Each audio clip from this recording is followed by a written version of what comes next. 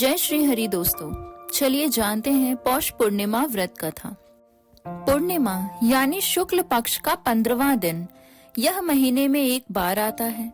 इस तरह पूरे साल में कुल 12 पूर्णिमा तिथि होती है।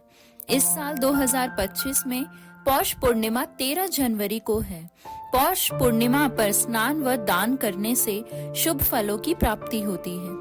पौष पूर्णिमा से प्रयागराज में कल्पवास का भी आरंभ हो जाता है। इस दिन किसी पवित्र तीर्थ स्थान पर स्नान करने से मनुष्य पाप मुक्त होकर स्वर्ग लोक में जाता है। सनातन धर्म में कोई भी व्रत और उपवास बिना व्रत कथा के अधूरा माना जाता है। इसलिए पौष पूर्णिमा का व्रत करते समय भी कथा अवश्य सुननी या पढ़नी चाहिए। चलिए जानते हैं पौष पूर्णिमा व्रत कथा। एक समय की बात है, एक गरीब ब्राह्मण दंपत्ति एक छोटे से गांव में रहते थे।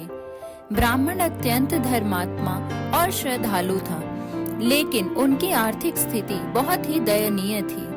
ब्राह्मणी भी अत्यंत धर्मपरायण और पतिव्रता थी।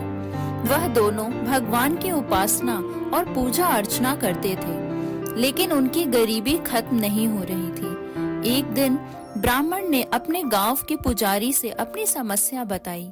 पुजारी ने ब्राह्मण को पूर्णिमा व्रत करने का सुझाव दिया। उन्होंने बताया कि पूर्णिमा के दिन व्रत करने और भगवान विष्णु की पूजा करने से सभी कष्ट दूर हो सकते हैं और आर्थिक स्थिति में भी सुधार हो सकता है। ब्राह्मण और उनकी पत्नी ने पूरे श्रद्धा भाव से पूर्णिमा व्रत का पालन करना शुरू किया। वो इस दिन उपवास रखते, स्नान कर भगवान विष्णु की पूजा करते और रात को चंद्रमा को अर्घ देकर ही व्रत खोलते। कुछ समय बाद उनके जीवन में चमत्कारिक परिवर्तन आया।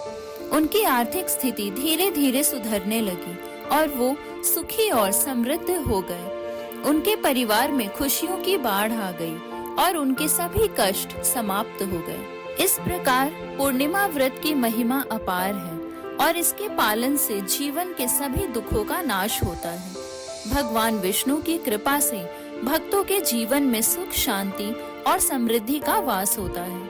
पूर्णिमा व्रत की इस कथा को सुनने और पालन करने से पुण्य की प्राप्ति होती है और भगवान की कृपा सदैव बनी रहती है। इस दिन व्रत करने से मनुष्य को मानसिक शांति, आध्यात्मिक बल और पारिवारिक सुख की प्राप्ति होती है। प्रेम से बोलिए जय श्री हरि विष्णु भगवान जी, जय माता लक्ष्मी। वीडियो को लाइक और चैनल को सब्सक्राइब जरूर करें।